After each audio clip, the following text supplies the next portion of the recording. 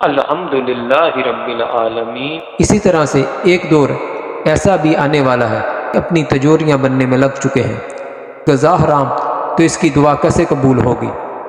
والے زنا کر کے یعنی جسم فروشی کر کے حاصل کرنے والے مردوں اور السلام علیکم ورحمۃ اللہ وبرکاتہ۔ الحمدللہ رب العالمین، والصلاة والسلام علی رسولہ الامین، والعاقبۃ للمتقین، اما بعد، اعوذ باللہ من الشیطان الرجیم، بسم اللہ الرحمن الرحیم، یا ایھا الذین آمنوا کتب علیکم الصیام کما کتب علی الذین من قبلکم لعلکم تتقون۔ اے لوگو جو ایمان لائے ہو، تم پر روزے رکھنا لکھ دیا گیا ہے، جس طرح اوپر ان لوگوں کے لکھا گیا تھا جو تم سے پہلے تھے، شاید کہ تم پرہیزگار بن جاؤ۔ روزوں کی فرضیت ہر مسلمان پر فرض اور لازم اور ضروری ہے، اور جو کوئی مسلمان ہوتے ہوئے رمضان المبارک کے روزے چھوڑ دیتا ہے، وہ شخص مرد ہو یا عورت، تو اس نے اسلام کا ایک رکن ایسا چھوڑا کہ جیسے اس نے بہت بڑا گناہ اپنے پر لکھوا لیا، جس کا عذاب اسے دنیا سے جانے کے بعد جہنم کی آگ کی صورت میں ملے گا، اور جہنم کے دروغہ اسے ہر پل آگ کے ہتھوڑے اور مضبوط ان زنجیروں سے ماریں گے، اور تیز ترین اوزار سے اس بے روزہ نہ رکھنے والے کی باچھیں چیری جاتی رہیں گی۔ اور جو لوگ ایک روزہ یا کچھ روزے یا رکھ کر توڑ دیتے ہیں، ان کا بھی یہی اشر ہوگا انشاءاللہ تعالی۔ اور اسی طرح سے حرام مال اور حرام خوراک والوں کا بھی روزہ قبول نہیں ہوتا۔ مثال کے طور پر حرام کے ذرائع کون سے ہیں؟ سودی کاروبار اور اس میں ہر طرح کا حصے دار، مزاروں سے مال کھٹا کرنے والا اور اس میں ہر قسم کا حصے دار، ناچ گانے ڈرامے فلمیں اور مارجن کر کے مال کھٹا کرنے والے اور والیاں اور اس میں حصہ دار، ٹک ٹاک ویلوگ لائیو ہو یا ریکارڈ، ان سے مال کھٹا کرنے والے اور والیاں اور ان میں حصہ دار، ناپ تول میں کمی کرنے والے اور ایک نمبر کہہ کر 2 نمبر مال بیچنے والے، اصل مال میں نقل مال مکس کر کے بیچنے والے، زنا کر کے یعنی جسم فروشی کر کے حاصل کرنے والے مرد و عورت کی کمائی، ہر قسم کے چوری کا مال کھانے والے اور ہر طرح کے جاندار، وہ جاندار زندہ ہو یا مردہ، اس کی ویڈیو تصاویر بنا کر کاروبار کرنے والوں کا بھی روزہ اور کوئی عمل قبول نہیں ہوتا۔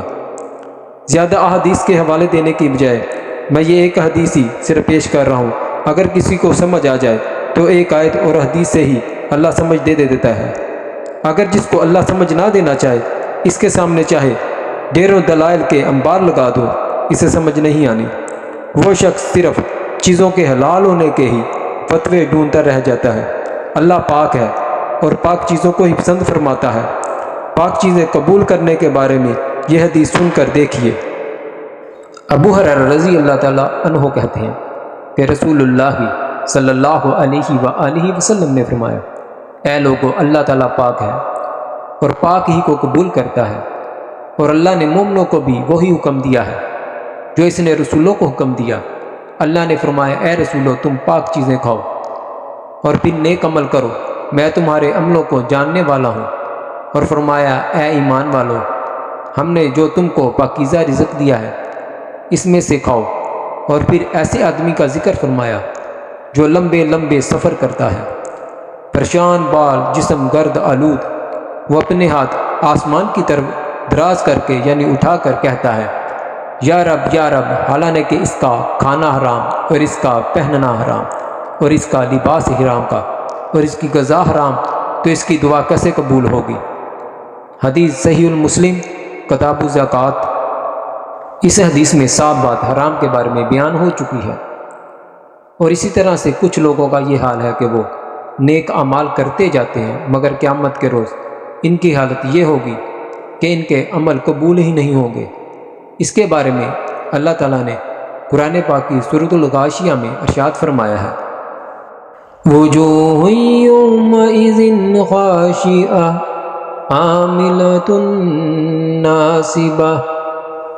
اس دن یعنی قیامت کے روز کئی چہرے ذلیل ہوں گے، محنت کر کر کے تھک جانے والے۔ تَصْلَىٰ نَارًا حَامِيَةً، اور داخل ہوں گے بھڑکتی آگ میں۔ اللہ تعالیٰ نے قرآن پاک کی صورت غاشیہ میں صاف صاف بتا دیا ہے کہ ایسے لوگ کسی بھی قسم کے اعمال قبول نہیں ہوں گے، یعنی ان کی عبادات نیکیاں نہ اللہ کے حکم کے مطابق ہوں گی اور نہ نبی کریم صلی اللہ علیہ وآلہ وسلم کی سنت کے مطابق ہوں گی، بلکہ اپنے بڑوں کے بتائے ہوئے غلط طریقہ کے مطابق وہ اپنی مرضی کی ہوں گی، اور نہ ہی ایسے لوگ حرام و حلال کی کوئی تمیز کرنے والے ہوں گے۔ اسی طرح سے ایک دور ایسا بھی آنے والا ہے، لگتا تو یوں ہے کہ وہ دور آ چکا ہے کہ لوگ حرام و حلال اور حرام کھانے پینے کی کوئی پرواہ نہیں کریں گے۔ اس کے بارے میں یہ حدیث آئی ہے۔ حدیث میں اس دور کا کس طرح سے ذکر کیا گیا ہے سن کر دیکھیے۔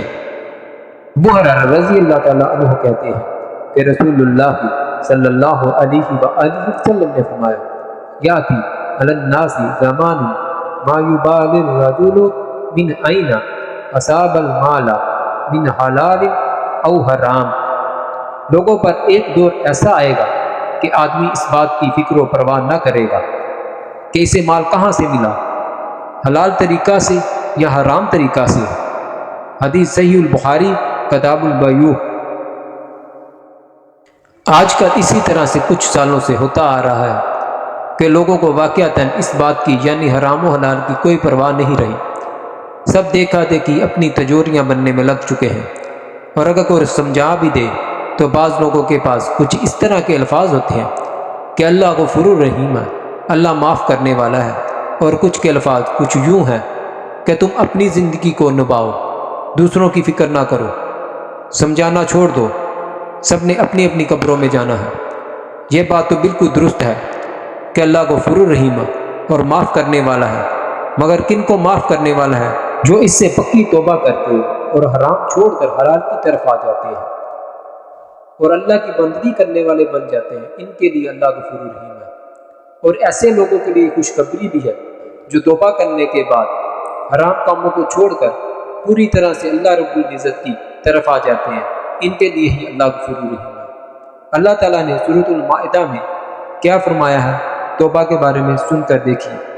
فَمَن تَابَ مِن بَعْدِ ظُلْمِهِ وَأَصْلَحَ فَإِنَّ اللَّهَ يَتُوبُ عَلَيْهِ إِنَّ اللَّهَ غَفُورٌ رَحِيمٌ۔ اور جس نے توبہ کر لی اپنے اوپر ظلم کرنے کے بعد اور اس نے اصلاح کر لی اپنی، تو بے شک اللہ توجہ فرماتا ہے اس پر، بے شک اللہ خوب بخشنے والا نہایت رحم کرنے والا ہے۔ اللہ تعالیٰ سے دعا ہے کہ اللہ ہمیں قرآن و حدیث کو سمجھ کر عمل کرنے کی توفیق عطا فرمائے، اور اللہ ہمیں حلال کھانے پینے اور حلال کام کرنے کی توفیق عطا فرمائے۔ تمام سننے والوں کو چاہیے کہ قرآن و حدیث کو سن کر سمجھ کر دوسروں تک بھی شیئر کیا کیجیے۔ آپ کے شیئر کرنے سے آپ بھی نیکیوں کے کاموں میں حصہ دار بن جائیں۔ جزاک اللہ خیرہ۔